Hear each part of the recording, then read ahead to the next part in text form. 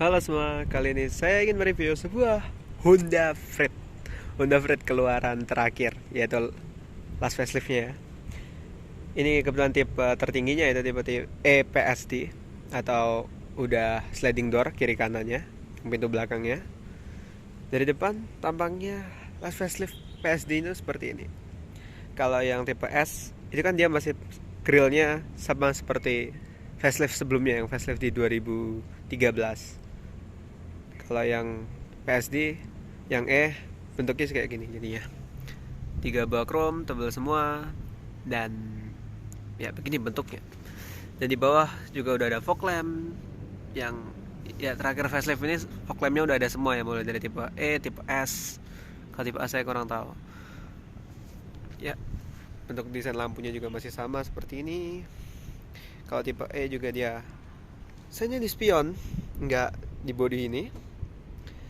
Dan kita lihat velgnya di sini two tone chrome dengan abu-abu ini, abu-abu metalik dengan diameter perak. Profil velgnya 18565 R15 dan saya menggunakan ban Cempiro Eco. Ya, bannya ini jujur aja udah produksi tahun berapa ya nih? Jadi udah agak keras, 2016, sekarang 2022, artinya udah 6 tahun. Waktunya ganti. Begini tampang dari sampingnya. Freed ini bentuknya cantik ya. Walaupun ini mobil tuh sebenarnya tahun 2014 nicknya, tapi pemakaian 2015. Artinya mobil udah 7 tahunan, tapi bentuknya itu nggak kalah lah sama mobil-mobil yang modern-modern yang baru launching di 2022 ini. Dia pilarnya juga udah menggunakan blackout pilar. Handle-nya di sini model tarik. Dan ini dia pintunya sliding door. Jadi buka sliding door Freed itu ada 3 cara ya. Cara pertama ditarik dari tuas seperti itu.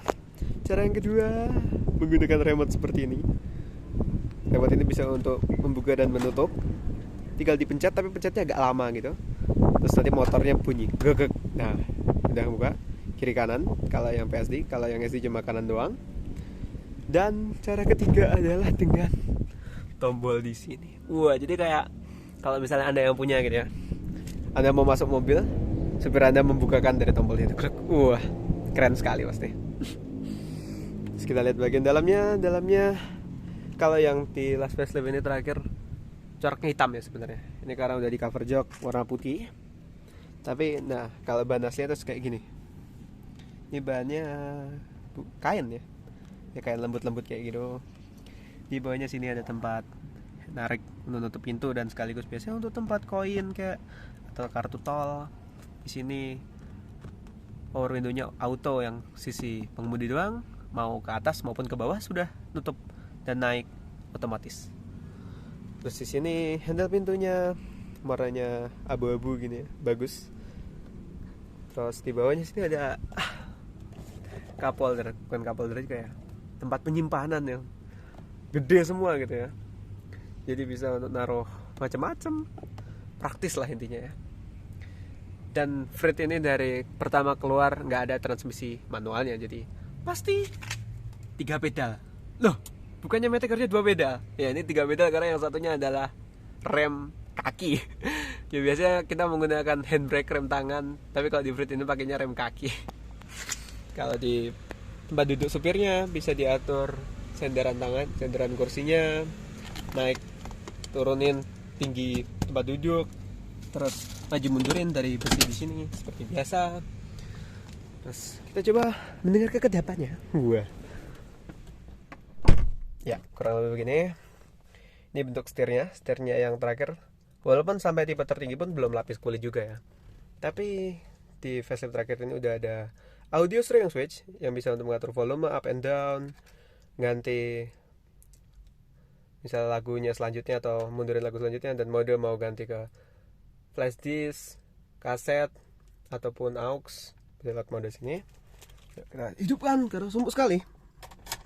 Ya padahal mendung langitnya tapi kok sumuk ya. Ya. Ini tampilan speedometernya.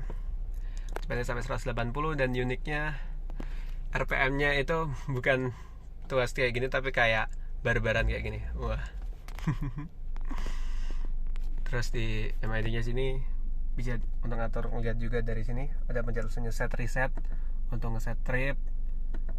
AVG kilometer per liternya dapat 8,5 cuman.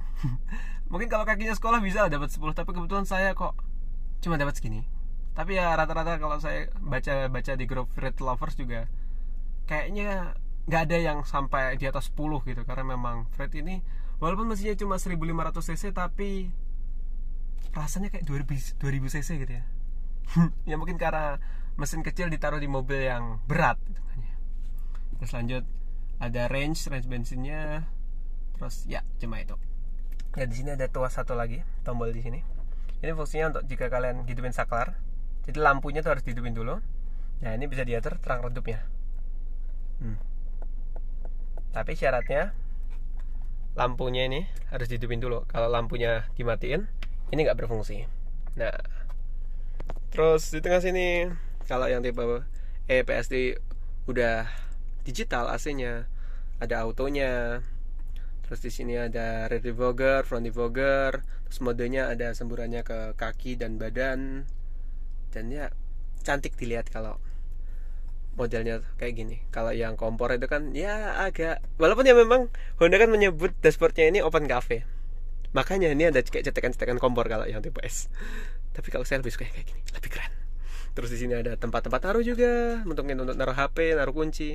Karena tempatnya agak tersembunyi, jadi biasanya sering kelupaan kalau naruh di situ. HP taruh situ, keluar, loh, HP-nya belum dibawa. Oh iya, karena gak kelihatan. Terus di atas sini ada hazard, terus ini bentuk tipnya. Tipnya ini belum ada Bluetooth-nya ya. Kayak mobil tahun 2015, ini pun harga barunya tuh sekitar 300-an juta ya. Tapi belum ada Bluetooth-nya tuh kayak, ya karena ini juga aftermarket juga sih ya. Ya udah, lupakan. Terus di sini ada cup holder.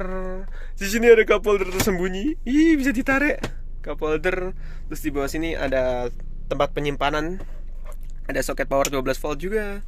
Dan hebatnya Freight itu nggak ada konsol tengahnya. Jadi enak sekali kalau misalnya untuk ibu-ibu yang antar jemput anak-anaknya dari depan ke belakang, belakang ke depan. Tinggal lewat tengah-tengah sini aja. Dan semua barisnya udah ada armrestnya.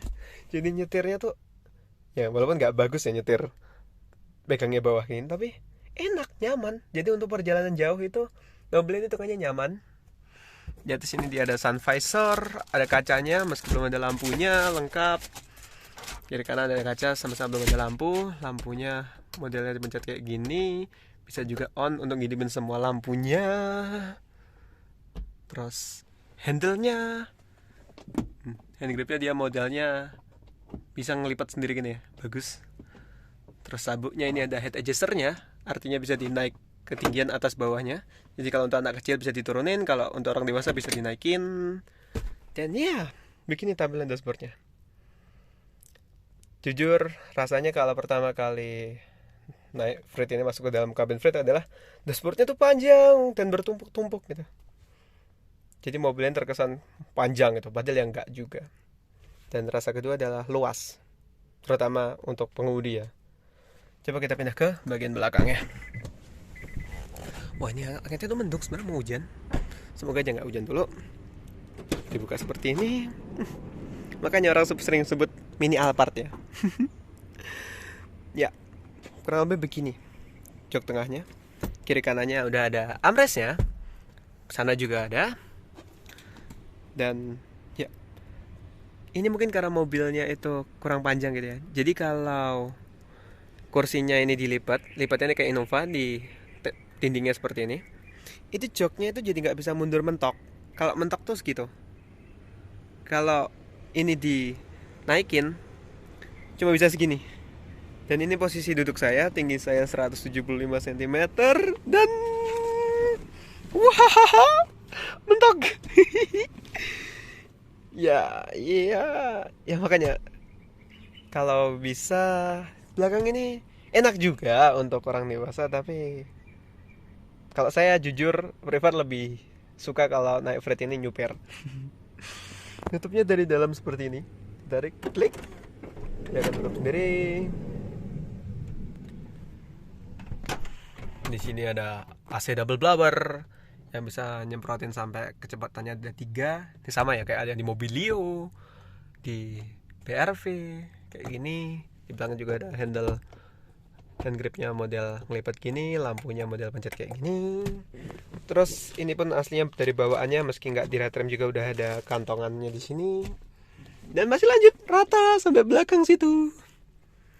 Tapi jujur aja ya, secara overall selain dari kaki, ruang kepalanya lega. Duduknya pun enak nyaman. Jadi kalau sesekali disupirin itu ya enjoy saja. Apalagi kalau misalnya jok belakangnya berdiriin kayak gini, ya nggak dilipat tapi ditidurin cuma kayak gini, itu duduknya itu, nah ini enak. Apalagi kalau kakinya dimasukin gini, tuh enak nyaman. Terus ada sandaran tangan di kanan dan di kiri dan di kanan, nyaman duduknya. Ya kira-kira begitu impresi duduk di tengah. Oh, sepertinya harus cepat-cepat setelah hujan. Tutupnya juga tinggal tarik begini. Dan ya, ini tampilan belakangnya di last facelift ini. Kalau sebelumnya kan warnanya merah ya sini. Kalau ini jadi warna silver. Terus tetap ada merahnya di sini. Di sini ada tulisan Frit. Ada wiper belakang, semprotan wiper, dalis chrome, sensor parkir 2 titik. Dan ya, ini bagian kolong-kolongnya. Itu mufflernya, ini ada ban serep yang ukurannya full size dengan mobilnya. Dan saya tuh ragu ya. Coba menurut kalian, Frit itu sebenarnya udah ada kamera mundurnya bawaannya atau ini ditambahin ya? Kalau dari gambarnya resolusinya tuh kayak tambahan, tapi nggak tahu apakah memang udah ada dari sana ya. Terus cara bukanya, uniknya handle-nya tuh nggak di tengah sini, tapi agak minggir ke sini dan dikasih tanda seperti ini kayak cekungan chrome gini. Tarik, handle-nya belum otomatis ya, masih manual kayak gini. Wah, ini dia. Ruang bagasinya tuh sebenarnya nggak luas-luas amat ya, segini kira-kira. Jadi kalau bawa 1 galon ya udah sepas segalon itu.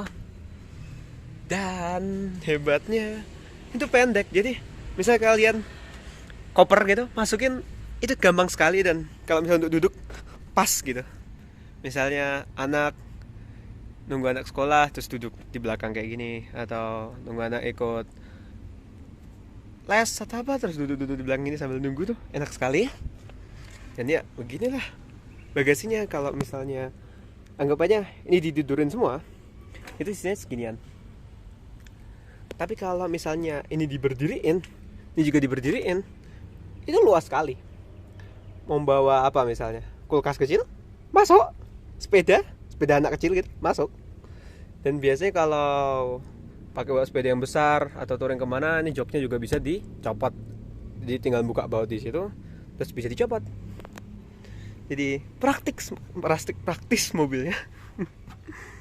Ya, di belakang sini kelengkapannya nggak banyak ya. Paling di pinggirnya gini ada cup holder sama speaker. Dan ya, jujur kualitas audio mobil ini lumayan. Nggak bisa dibilang bagus, nggak bisa dibilang biasa juga, lumayan. Terus antenanya Frit ini agak nyampe ke kanan sini, nggak di tengah situ. Jadi kayak memiliki keunikan sendiri. Begini tampang depannya.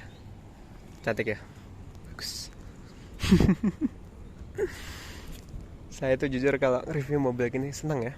Yang saya nggak bisa nyebutnya review ya, mungkin dokumentasi aja untuk kenang-kenangan. Kalau mobil ini udah saya jual, nanti masih bisa ngelihat mobilnya. Ini mesinnya tadi bahkan sampai kelupaan karena mobil ini mau dijual, rasanya kayak maneman banget. Ini mesinnya 1500 cc, sama yang dipakai Honda Jazz G8 ya, seangkatannya sama ini. Mesinnya udah VTEC, tenaganya 116 horsepower, torsinya 146 Nm, dan udah ada ABS-nya. Ini mesin yang kalau di Honda Jazz terkenal dengan kekuatannya, akselerasinya.